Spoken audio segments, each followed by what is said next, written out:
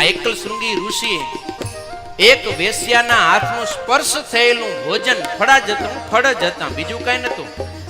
જે હતા એ ક્યાં હતા?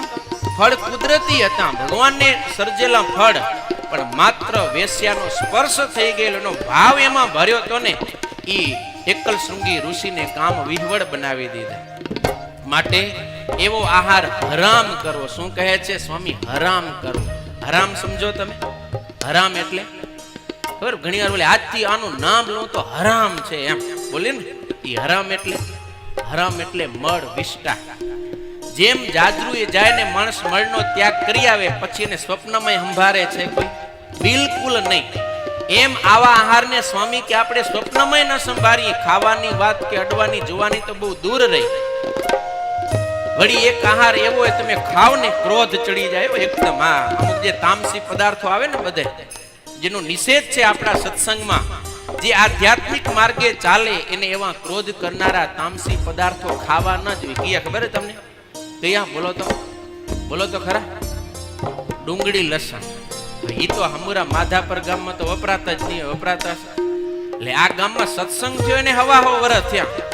અહીં 125 વર્ષમાં ડુંગળી લસણ જો આપણે કાઢી ન ગયા તો આ કામ ક્રોધાદિક ને કેદી કાઢશું આપણે? હે કેમ લાગે તમને? તમે વડીલો નહીં, આમ યુવાની આવો તો થોડીક વધારે મજા આવે. ખબર એ નહીં હોય તમને તો ખાતા નહીં આવડતી. આવડે? હા, સુગંધે નહીં લીધી હોય તમે. એ તો યુવાનિયા રાત્રે ભેળા થયા હોય, ખેતરે કે વાડીએ પાર્ટી હોય, ખારી ભાત કર્યા હોય તો એની અંદર જરીક આમ સ્વાદ માટે વઘાર નાખે. કેમ લાગે ભાઈ? હે દાંત કાઢે રહ્યા જો બધા.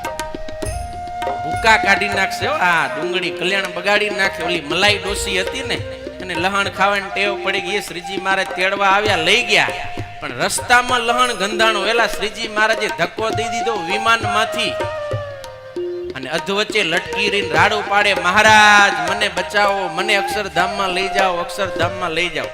અને કેવી હતી ખબર મલાઈ ડોસી? સમાધિ નિષ્ઠો. આપણે એના પગના અંગૂઠાના નખ જેવા ન થાય એવી ડોસી. ભગવાનને થાળ જમાડે તો ભગવાન પ્રત્યક્ષ આવીને એનો થાળ જમે આવી, પણ એક ફૂટેવ ખાલી આ ડુંગળી લસણ ખાવાની. જ્યારે વઘાર કરે ને ત્યારે લહણની કડી નાખીને કરે એમ. એને કારણે એને અધવચ્ચે લટકી રહેવું પડ્યું, હેરાન થવું પડ્યું. જ્યાં સુધી એના જીવમાં કારણ શરીરમાં લસણની ગંધ નીકળી નહીં ત્યાં સુધી શ્રીજી મહારાજ અક્ષરધામમાં પ્રવેશ ન કરાવે.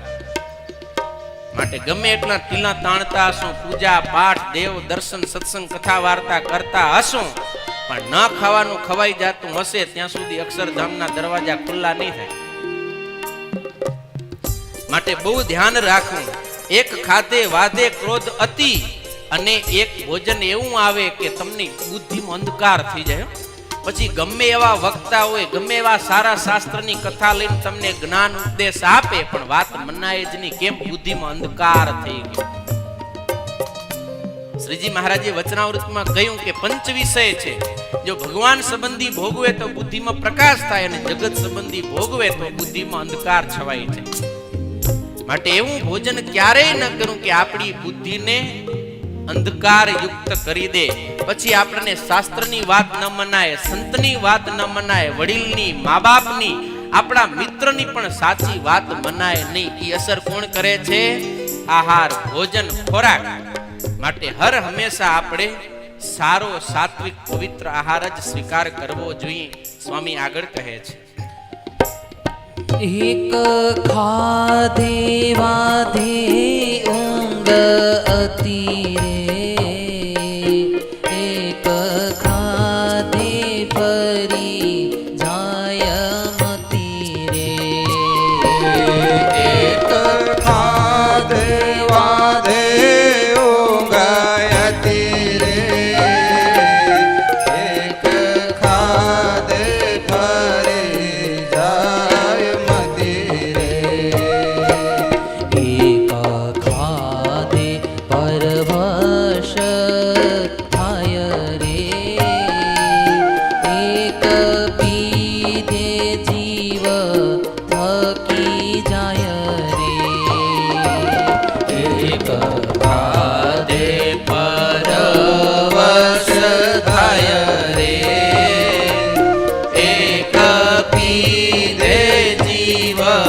થકી જાય રે.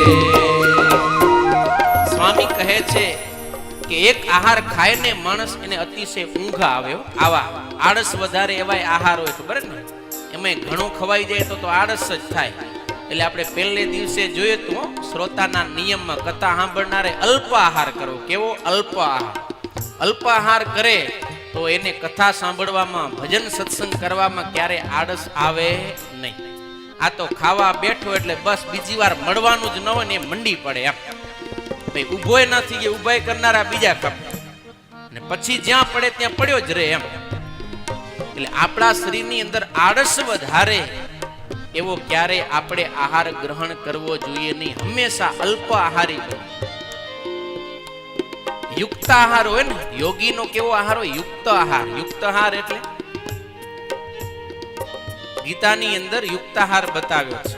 જો એમાં શાસ્ત્રકારોએ સમજાવ્યું કે આપણું જે પેટ હોય ને બધાની અલગ અલગ સાઈઝ હોય. કોઈના નાનો હોય, કોઈના મોટો હોય, ખબર ને, કોઈના અતિ મોટા હોય. જેવું આપણું પેટ એના 4 ભાગ કરવાના, વિભાજિત. એમાં અડધું છે એ અનાજથી ભરવાનું. કેટલું? અડધું. 4 ભાગ કરે એટલે 2 ભાગ આપણે અનાજથી ભરવાનું. હવે કોક તો 2 ની 4 ભરી નાખ્યો, પેટની ગળા સુધી ભરી નાખે કે આંગળી નાખો ને તોય ગુલાબજાંબુ બારે આવી જાય એમ. પણ અડધું જ પેટ એટલે કે 2 ભાગ અનાજથી ભરવાના, પછી 2 બચ્યા, એક પાણી માટે ને એક હવા લેવા માટે. હવે ફૂલ ભરી નાખે તો પાણીની જગ્યા ન હોય, હવાની જગ્યા ન હોય તો મુજારો થાય કે નથી? પછી પડ્યો હોય પાડુડાની ઘોડે એમ. માટે એવો ક્યારે આહાર ન લેવો કે જે આપણને કામ કરવામાં, ભજન કરવામાં વિઘ્ન રૂપ થાય, સ્વભાવ બગાડે આપણા. માટે હંમેશા યુક્તાહારી બનવું ને એ પણ સાત્વિક. સાત્વિક આહાર હોય તો સત્વમ યદ બ્રહ્મ દર્શનમ. ભગવાનનું દર્શન કરાવનાર જો કોઈ ગુણ હોય તો એ સત્વ ગુણ છે. માટે હંમેશા પવિત્ર, ભગવાનને જમાડેલો શુદ્ધ સાત્વિક આહાર આપણે લેશું તો આપણે હંમેશા ભગવાનનું ભજન કરી શકશું. ઘણી વખત આપણે હાથમાં માળા લઈ પણ મન ઠેકાણે રહે નહીં. મનસી પૂજા કરવા માંડીએ, મન ઠેકાણે ન રહે. કારણ શું? આપણું અંતઃકરણ શુદ્ધ નથી. અને અંતઃકરણ શુદ્ધ નથી એનું કારણ છે ઇન્દ્રિયોના આહાર મલિન થઈ ગયા, શુદ્ધ નથી. એટલે માત્ર ખાલી જોવાનું નહીં. નિષ્કુળાનંદ સ્વામીના આવા 5 પદ છે. 5 વિષય ઉપર 5 પદ છે. આવા ટાઇટલ છે પ્રથમ જીવહાએ જાળવી જમી રે. આ ચોપાઈના રાગમાં આલે એટલે તમે એમ ના સમજતા કે આ ભક્ત ચિંતામણી કે કોઈ કાવ્ય અંતર્ગત ચોપાઈ હશે. ના, આ પદ છે. 5 પદ છે. 5 ઇન્દ્રિયોના આહારની શુદ્ધિ માટે. જોજો કીર્તનાવલીમાં પ્રથમ જીવહાએ જાળવી જમીએ રે, ત્યારે હરિને મન ગમીએ રે. કેવી સ્વામી અદ્ભુત આપણને શિખામણ આપી છે.